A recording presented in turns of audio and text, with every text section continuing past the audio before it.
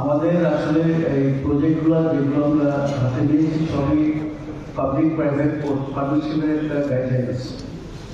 ওই গাইডলাইনে যে স্টেপগুলো আছে সেই স্টেপগুলো আমাদের 100% করে দিতে হবে। আমরা কোনো স্টেপ মানে হবি স্টেপ যাওয়ার মতো স্কিপ করতে পারবো না। তো সেই জন্য এই প্রসেসগুলো করতে গেলে দেখা যায় যে আসলে টাইম করাটা খুব বেশি, ঠিক আছে। তারপরেও আমরা যেভাবে ফার্স্ট টাইম করে এটা নিয়েছি সেটা মানে অভূতপূর্ব একটা অগ্রগতি আমি আপনাদেরকে বলতে পারি, যার জন্য আজকে আমরা এখানে বসতে পেরেছি। এবং আমি আশা করি যে আগামী মানে কয়েক মাসের মধ্যে ইনশাল্লাহ একটা সাকসেস স্টোরি আপনাদেরকে দেখাতে হবে। এবং এই জন্য আজকে আমরা এখানে বসেছি, এই জন্য আমাদের এই কনফিডেন্সটা এখন আমাদের আছে। আমাদের টার্গেট হলো যে টার্মিনাল 1 যেটা এটা 2030-এর মধ্যে অপারেশন দেওয়া। তো আমরা যদি আগামী বছরের মাঝামাঝি যদি আপনার বিল্ডিংয়ের কাজগুলো শুরু করতে পারি, ক্যানেল অ্যাক্সেস বিল্ডিং, আমার মনে হয় 2030-এর মধ্যে ইনশাল্লাহ আমরা অপারেশন দেখতে পারবো। আমি অনেক জায়গায় দেখেছি যে গাড়ি এবং বড় বড় কাজ এখন কন্টেনার, এইটা কিন্তু এই চেঞ্জটা হচ্ছে, যেহেতু জাহাজের সাইজ বেড়ে যাচ্ছে, ক্যাপাসিটি বেড়ে যাচ্ছে, সেই জন্য বড় হেভি ইকুইপমেন্টগুলো এখন আপনার কন্টেনারে চলা শুরু হয়েছে। তো সেই জন্য ভবিষ্যৎ বাস্তবমুখী যদি আমরা চিন্তা ভাবনা করি, তাহলে অবশ্যই আমাদের এই টার্মিনাল ফ্যাসিলিটি থাকতে হবে, যাতে এখানে গিয়ারলেস ভেসেল আসে।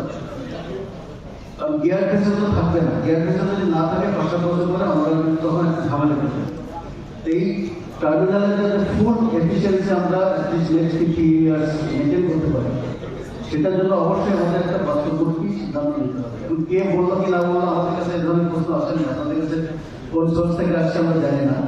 বাট আমি আপনাদেরকে বলি, আমাদের প্রত্যেকটা প্রজেক্টের জন্যই আমাদের ট্রানজ্যাকশন অ্যাডভাইজার ওনারা কাজ করছেন। এখানে সব সাইডে ডিউ ডিলিজেন্স হচ্ছে, marketing diligence, economic return, financial return, social, environmental, ঠিক আছে, প্রত্যেকটা সাইডে ডিউ ডিলিজেন্স করা হচ্ছে। এবং যারা করছে তারা হলো ওয়ার্ল্ড ক্লাস মানে কনসালটেন্ট।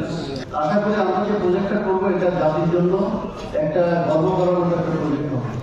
নেক্সট 100 ইয়ার্স আমাদের প্রজেক্টের যে ভায়াবিলিটি এনশিওর করে আমরা করবো। সেজন্য আমরা যেমন সিসমিক যেই গ্রেডিং, ভূমিকম্প কিন্তু আমরা হাই গ্রেডিং, কারণ কখন আপনার 50 বছর 100 বছর পর একটা বড় স্কেলের ভূমিকম্প হবে, বাট আমাদেরকে হাই স্কেলিং নিয়ে আমরা এটা করতেছি, যাতে এটা ওই ধরনের মাঠকে যদি আমাদের হয় সেক্ষেত্রে যেন আমরা এফেক্টেড না। সব দিক থেকে চিন্তা করে প্রজেক্টটাকে আসলে ওয়ার্ল্ড ক্লাস করতে হবে। সেখানেই কিন্তু আমাদের ডাইরেক্ট শিপিংয়ের রাস্তা ইউরোপ, তারপরে আপনার পারিসের দিকে আমরা সরাসরি এখন জাহাজ পাঠাতে পারি না, তখন কিন্তু এখান থেকে আমরা শুরু করবো। এবং এটা হইলেই আইন প্রোডাক্ট যেগুলো বাংলাদেশে আসা কথা, বাংলাদেশ আমরা যাচ্ছি একটা রিজনাল ম্যানুফ্যাকচারিং হাব, ঠিক আছে। তো ম্যানুফ্যাকচারিং হাব হতে গেলে অবশ্যই আমাদের স্ট্রিট টু মার্কেট থাকতে হবে। স্ট্রিট টু মার্কেটের জন্য 24/7 অপারেশন লাগবে, বড় জাহাজ অপারেট করতে হবে এবং সেখানে আপনার এফিসিয়েন্ট অপারেশন করতে হবে, গ্লোবাল যে কমপ্লায়েন্স মেনটেন করে। তো সেই আলোকে কিন্তু বে টার্মিনাল হচ্ছে, এবং বে টার্মিনাল হলেই কিন্তু বাংলাদেশে দেখবেন যে ইনভেস্টমেন্টের একটা জোয়ার হবে। সারা পৃথিবী থেকে এখানে ইনভেস্ট করার জন্য আমাদের সাথে অনেক বড় বড় কোম্পানি যোগাযোগ করছে। একটাই সমস্যা হচ্ছে আমাদের ধর্ম থেকে এখন বর্তমান, এবং আমাদের এই বক্তব্য আজকে এসছে যেটা আপনারা শুনেছেন যে প্রতিদিন $1 মিলিয়ন মতো লস, বেটারমেন্ট না করে। তো 3 বছরে তো আমাদের 1 বিলিয়নের মধ্যে কত বড় লস, এটা মানে আর্থিক কথা বলছি। আমাদের সম্ভাবনা দুয়ারটা কিন্তু আসলে এখানে উঠে না। তো আপনারা সবাই ভালো থাকেন, সুস্থ থাকেন। ইনশাল্লাহ আপনারা যদি কোনো সঠিক তথ্য আপনাদের কাছে থাকে আমাদের কাছে দিবেন।